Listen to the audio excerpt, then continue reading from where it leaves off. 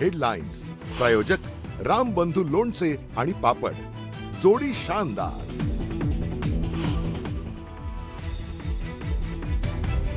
संभाजीनगरमध्ये 2 महिलांचं कुणबी प्रमाणपत्र ठरलं अवैध।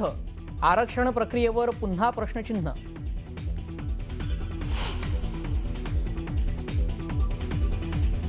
काँग्रेसने केलेल्या ट्विटचा निषेध।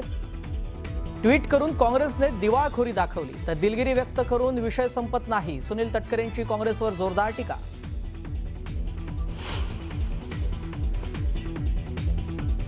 सुनील तटकरेंनी धनंजय मुंडेंचे टोचले कान। प्रमुख व्यक्तींच्या पत्रकार परिषदेत इतरांनी हस्तक्षेप करणं चुकीचं, तर धनंजय मुंडे कशामुळे बोलत होते हे समजून घेईन, तटकरेंनी केलं स्पष्ट। नाशिक आणि नागपुरात काँग्रेस विरोधात राष्ट्रवादीचं आंदोलन। काँग्रेस विरोधात राष्ट्रवादीचे कार्यकर्ते आक्रमक। सुनेत्रा पवारांविरोधात केलेल्या टीकेचा तीव्र निषेध।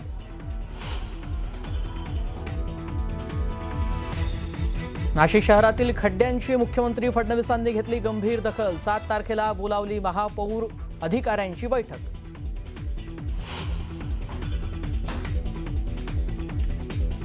कल्याण पालिकेच्या रुक्मिणीबाई रुग्णालयाचा भोंगळ कारभार उघड। 2.5 वर्षाचा मुलाला इंजेक्शन देताना सुई अडकली कमरेत।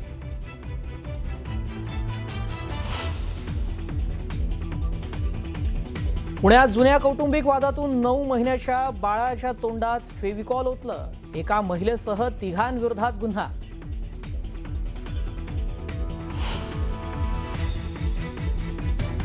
संभाजीनगरातील दिपकेंच्या निवासस्थानी सीजेपी पदाधिकाऱ्यांची बैठक। 2 दिवसीय बैठकीत ठरणार पुढील रणनीती।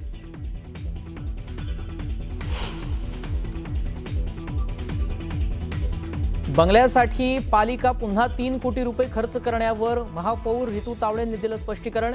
शिवसेना उभाटाचे नेते फेक नॅरेटिव्ह पसरवत असल्याचा केला आरोप।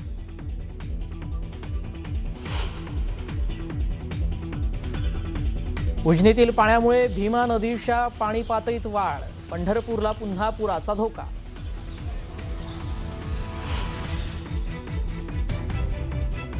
आणि बीएचएमएस वैद्यकीय व्यावसायिकांना एमएमसी नोंदणी देण्यास विरोध। माडनं पुकारलेल्या डॉक्टरांच्या संपामुळे रुग्णांचे हाल।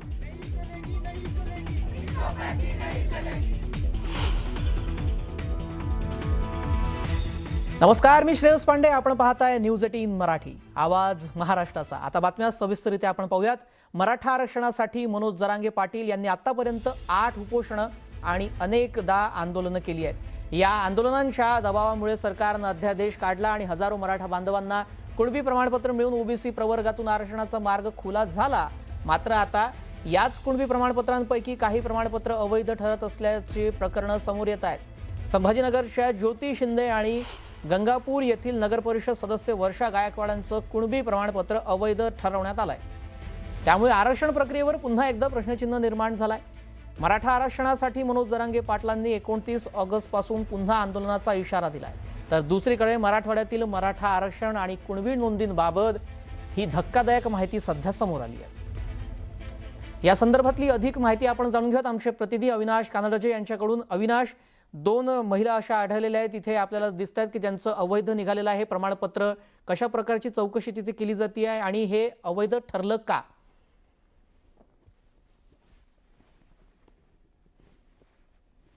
अविनाश, माझा आवाज येतोय?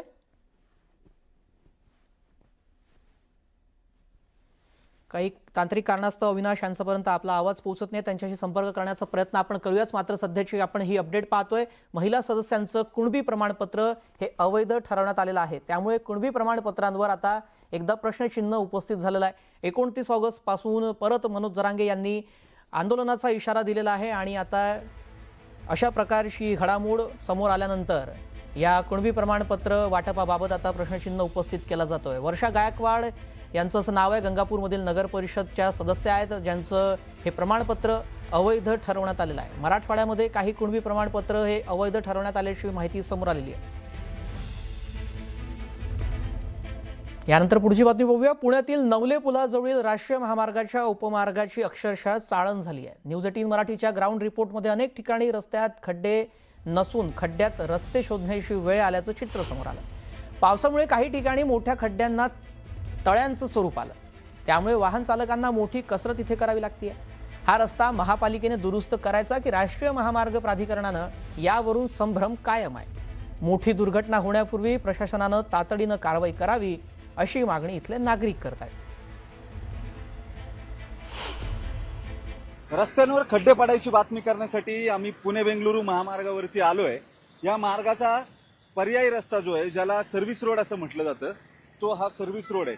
आता याच्यामध्ये खड्डे शोधायचे की रस्ता शोधायचा, असा सगळ्यात महत्वाचा प्रश्न आहे. पुणे महापालिकेच्या वतीनं दावा करण्यात आलेला होता, शहरात 2200 किलोमीटरच्या रस्त्यांवरती केवळ 56 खड्डे आहेत. मग आता 8000 मीटरपेक्षा चौरस मीटरपेक्षा जास्त खड्डे भरल्याचा नवा दावा त्यांच्याकडून करण्यात आला. मुळात आता शोध घ्यायची गरज आहे की रस्ते खड्ड्यांमध्ये गेलेले आहेत की खड्डे रस्त्यांमध्ये आहेत. हा बेंगलुरू महामार्गाचा उपरस्ता जो आहे, सर्व्हिस रोड जो आहे, या सर्व्हिस रोडची ही अवस्था आहे. जवळपास 2 लेन ज्या आहेत त्या पूर्णतः बंद आहेत. हा रस्ता नव्यानं अतिक्रमण हटवून वाहनांसाठी खुला करण्यात आलेला होता, कारण इथं मोठ्या प्रमाणावरती वाहतूक कोंडी जी आहे नवले पुलाच्या खाली ही कायम पाहायला मिळते. आता प्रत्यक्षात हे खड्डे मोजायचे जरी म्हटलं तरी सलग खड्ड्यांची रांग जी आहे ती आपल्याला दिसून येते. आणि त्यानंतर एक इतका मोठा खड्डा आहे की ते तळ आहे, डबकं आहे की तळ आहे असं वाटावं इतका मोठ्या प्रमाणावरती हा खड्डा पडलेला आहे. संध्याकाळच्या सुमारास पावसात प्रचंड मोठे ट्रॅफिक जाम जे आहे ते इथं झालेलं असतं आणि याच रस्त्यातून मार्गक्रमण जे आहे ते पुणेकरांना करावं लागतं. महापालिका हा रस्ता नॅशनल हायवे ऑथॉरिटीच्या ताब्यात आहे म्हणून स्वतःची सोडवणूक करून घेते. दुसरीकडे नॅशनल हायवे ऑथॉरिटी हा रस्ता जेव्हा तयार केला जाईल त्यावेळेस दुरुस्त होईल असं सांगते. या सगळ्या परिस्थितीमध्ये पुणेकर जो गाडी घेताना टॅक्स भरतो, महापालिकेचा कर भरतो, हे सगळं करून त्याच्या वाटेला जर अशा पद्धतीचे रस्ते येत असतील, या गाड्यांनी या रस्त्यांवरून गाड्यांनी जायचं असेल तर आपला ऑर्थोपेडिक सर्जन जो आहे किंवा डॉक्टर जो आहे हाडांचा तो तयार ठेवावा लागतो. याचं कारण मणक्याचे रुग्ण जे आहेत ते त्यांची संख्या या पावसाळ्याच्या दरम्यान पुण्यात दरवर्षी मोठ्या प्रमाणावरती वाढते. मणका दुखायच्या तक्रारी होतात. या सगळ्या अशा खड्ड्यात गेलेल्या रस्त्यांच्या बाबतीमध्ये कुठल्या अभिमानानं सांगायचं की आम्ही पुण्यामध्ये आहोत. राजकीय पुढाऱ्यांकडे याची निर्णय प्रक्रियेची जबाबदारी आहे, धोरण निश्चितीची जबाबदारी आहे. त्या सगळ्यांना याचं थोडं सुद्धा वैषम्य वाटत नाही का असा प्रश्न आहे. व्हिडिओ जर्नलिस्ट सचिन अंचाटेसह वैभव सोनोने, न्यूज 18 मराठी, पुणे. पुढची बातमी पाहूया. जळगावातील कालिका माता चौफुली ते खोटे नगर दरम्यान कॉन्क्रीट रस्त्याच्या कामासाठी डांबरी रस्ता अनेक दिवसांपासून खरडून ठेवण्यात आला आणि त्याच खराब रस्त्यामुळे सकाळी एका कष्टकरी महिलेचा बळी घेतला. हॉटेल दरबार आणि CNG गॅस पंप परिसरामध्ये भरधाव टँकरनं दुचाकीला मागून धडक दिली. भाजीपाला विक्री करून उदरनिर्वाह करणाऱ्या मंगला माळी या महिलेचा यात मृत्यू झाला. तर त्यांचा जो मुलगा आहे भरत माळी हा गंभीर जखमी झाला. मंगला माळी या मुलासोबत पिंपराळा येथील आठवडे बाजारामध्ये भाजीपाला विक्रीसाठी जात असताना हा अपघात घडला. अपघातानंतर टँकर चालकानं पळून जाण्याचा प्रयत्न केला, मात्र नागरिकांनी पाठलाग करून त्याला पकडलं, MIDC पोलिसांच्या ताब्यात दिलं. या घटनेनंतर महिलेच्या नातेवाईकांनी आणि स्थानिक नागरिकांनी खराब रस्त्यामुळेच हा अपघात झाल्याचा आरोप केला. रोडाचं सिमेंटच्या रोडाचं काम चालू केलेलं आहे, पण त्याच्या आधी रस्ता असा खणून ठेवलेला आहे की तिथं मोटरसायकलवाला जर गेला जोरात म्हणा की हळू म्हणा ती गाडीचा बॅलन्स जातो आणि तो साहजिक तो रस्त्यावरनं पडणार आहे. पण हे गाडी त्याच्या समोर हे ज्यावेळेस चालत होते मंगलाताई आणि आमचा भाचा, त्यावेळेस समोर चालताना त्याने गाडी धीरे चालवली असताना मागच्या ट्रकवाल्याला किंवा डंपरवाल्याला जो कोणी होता, आता कोण होता मला माहिती नाही, मग त्याने त्याला ते समजलं नाही आणि त्याने मागून धडक दिली गाडीला. तर धडक दिल्यामुळे ही उजव्या बाजूला पडली, तो डाव्या बाजूला पडला आणि याच्या अंगावरनं तर गाडीचं चाक गेलेलं आहे. जर का रस्ता चांगल्या प्रतीचा असता किंवा ज्यावेळेस तुम्हाला काम आहे त्यावेळेस तुम्ही खणा किंवा बॅरिकेड्स बंद लावा तिथे किंवा रस्ता बंद करा, तेवढा तात्पुरता जर केला असता तर हा अपघात घडला नसता. रस्ता खूप खराब होता, त्यामुळे त्यांचा मृत्यू ओढवला. गाडीवाल्याने त्यांना मागून ठोकलं आणि त्या चाकाखाली गेल्या. खराब रस्त्यामुळे झालंय काय? खराब रस्त्यामुळे झालंय का सगळं? खराब रस्त्यामुळे सर्व काही घडलंय. यानंतर पुढची बातमी पाहूया. उपमुख्यमंत्री सुनेत्रा पवार यांच्यावर काँग्रेसनं केलेल्या गुंगी गुडिया या शब्दावरून महाराष्ट्राच्या राजकारणात चांगलाच गदारोळ माजला. काँग्रेसच्या या टीकेनंतर राजकीय वर्तुळातून तीव्र पडसाद उमटत आहेत. राजकारणामध्ये आपण टीका सहन करायला हवी असं राऊत म्हणाले. घटनात्मक पदावर आपण आहोत, अत्यंत संयमानं आपण भाष्य करणं हे गरजेचं असतं, असं संजय राऊत म्हणतात. त्यावर सुनील तटकरे यांनी प्रत्युत्तरही दिलंय.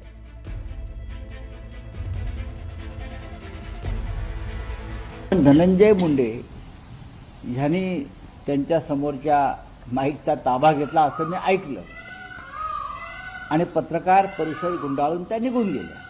आपण राजकारणामध्ये आहोत, आपण ही टीका सहन केली पाहिजे आणि त्याच्यावरती भविष्यामध्ये या चुका होणार नाहीत याची काळजी घेतली पाहिजे. इंदिरा गांधी यांना गुंगी गुडिया ही उपाधी दिली होती, पण इंदिराजीने सिद्ध करून दाखवलं की मी स्वतंत्र पाण्याची एक नेत्री आहे, मी गुंगी गुडिया नाही. अत्यंत संयमाने याच्यावरती भाष्य करणं राज्याच्या उपमुख्यमंत्री म्हणून हे अत्यंत गरजेचं असतं. पण यातून सुमित्रा वहिनी नक्कीच अनुभव घेतील. एकतर संजय राऊत साहेबांना माहीत नाही, कारण वहिनी प्रभावीपणाने प्रशासनामध्ये काम करतात, संघटनेमध्ये काम करतात, त्या त्यांचे विचार स्पष्टपणाने जाहीर सभांच्यामध्ये शासकीय कार्यक्रमामध्ये मांडत असतात. अनेक वेळेला पत्रकारांशी सुद्धा त्यांचा संवाद त्या ठिकाणी होत असतोच. त्याच्यामुळे आता संजय राऊतांच्या अशा कुठल्या फुकटच्या सल्ल्याची आम्हाला आवश्यकता नाही. महाराष्ट्र प्रदेश काँग्रेसनं राष्ट्रवादीच्या नेत्या आणि उपमुख्यमंत्री सुनेत्रा पवारांवर जहरी टीका केली होती. उपमुख्यमंत्री सुनेत्रा पवार यांचा उल्लेख गुंगी गुडिया असा करत काँग्रेसनं ट्विट करत टीका केली होती. यावर आता राष्ट्रवादी अजित पवारांच्या पक्षाचे प्रदेशाध्यक्ष सुनील तटकरे यांनी प्रत्युत्तर दिलंय. काँग्रेसने केलेल्या ट्विटचा आम्ही तीव्र निषेध करतो असं ते म्हणाले. तसेच काँग्रेसनं ट्विट करून वैचारिक दिवाळखोरी दाखवली असाही टोला तटकरे यांनी लगावला. तसेच जी टीका केली गेली आहे ती अयोग्य आहे, दिलगिरी व्यक्त करून विषय संपत नाही असा टोला सुद्धा तटकरे यांनी काँग्रेसला लगावला. संघटना असेल किंवा प्रशासकीय असेल, अशा वेळेला काँग्रेसची वैचारिक दिवाळखोरी ही काँग्रेसने त्या ठिकाणी दाखवलेली आहे. आणि म्हणूनच वहिनींच्या संदर्भातलं त्याने जे काय वक्तव्य केलेलं आहे हे काँग्रेसच्या वैचारिक दिवाळखोरीचं तर द्योतक आहेच, पण प्रदेश राष्ट्रवादी काँग्रेस पक्षाचा अध्यक्ष म्हणून मी त्याचा निषेध करतो. राज्यभर राष्ट्रवादी काँग्रेस पक्षाचे कार्यकर्त्या भगिनी या संदर्भातल्या संतप्तपणाच्या आपल्या भावना त्या ठिकाणी व्यक्त करतात. काल रात्री उशिरा काँग्रेसने सुद्धा या संदर्भामध्ये दिलगिरी व्यक्त केल्याचं ट्विट मी पाहिलेलं आहे. पण दिलगिरी व्यक्त करून विषय कधी संपत नसतो. काही वेळेला काय बोलावं याचं भान असावं लागत असतं. ते दुर्दैवाने काँग्रेसचं राज्यपातळीवरचं नेतृत्व विसरलं असं दिसतं आहे. सुनील तटकरे यांनी बीडमधील पत्रकार परिषदेच्या मुद्द्यावरून धनंजय मुंडेंना खडेबोल सुनावले. राष्ट्रवादीचे प्रदेशाध्यक्ष सुनील तटकरे यांनी नाव न घेता धनंजय मुंडेंचे कान टोचलेत. प्रमुख व्यक्तींच्या पत्रकार परिषदेमध्ये इतरांनी स्वतःहून बोलणं किंवा हस्तक्षेप करणं योग्य नाही असं स्पष्ट विधान तटकरे यांनी केलं. तसेच पत्रकार परिषद मुख्य व्यक्तींचीच असते, इतरांनी बोलणं अपेक्षित नाही असं सुद्धा तटकरे म्हणाले. दरम्यान पालकमंत्र्यांच्या बैठकीमध्ये किंवा पत्रकार परिषदेत स्थानिक आमदारांना बाजूला बसणं ही सामान्य बाब आहे, परंतु ती पत्रकार परिषद ज्या मुख्य व्यक्तीची असते त्यांनीच पत्रकारांशी संवाद साधणं हा त्याचा गाभा असतो असा टोला देखील तटकरेंनी लगावलाय. दरम्यान सुनील तटकरेंनी धनंजय मुंडेंचे कान टोचल्यामुळे चर्चांना उधाण आलंय. पत्रकार परिषदेमध्ये अनेक वेळेला वेगवेगळे पालकमंत्री पत्रकार परिषद घेत असताना जिल्हा नियोजन मंडळाच्या बैठकीच्या नंतर त्या जिल्ह्यातील प्रमुख आमदार बाजूला बसतात, हे काही चुकीचं नाही. पण पत्रकार परिषद ही शेवटी त्या प्रमुख व्यक्तीची असते. आता गेल्या आठवड्यात माझ्या जिल्ह्यामध्ये चंद्रशेखर बावनकुळे साहेबांची पत्रकार परिषद आली, मी त्यांच्या बाजूला होतो, त्यामुळे मी कधी बोललो नाही. आता कुठल्या कॉन्टेक्स्टमध्ये कशामुळे धनंजय मुंडे बोलले हे मी समजून घेईन.